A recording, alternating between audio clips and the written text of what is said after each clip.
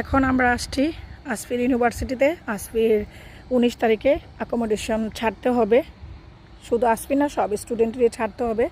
এটা হচ্ছে Nottingham university, যে ইউনিভার্সিটিতে আমার আসফি পড়াশোনা করে, ফার্স্ট ইয়ার শেষ করলো।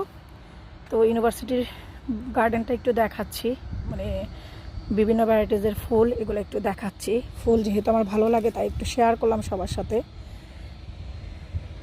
ল্যাভেন্ডার আর এই ফুলগুলো খুবই সুন্দর, খুবই সুন্দর, মাশাল্লাহ মাশাল্লাহ। আমি এখান থেকে মানে পেকে গিয়েছে এরকম দেখে 2টা বীজ নিব।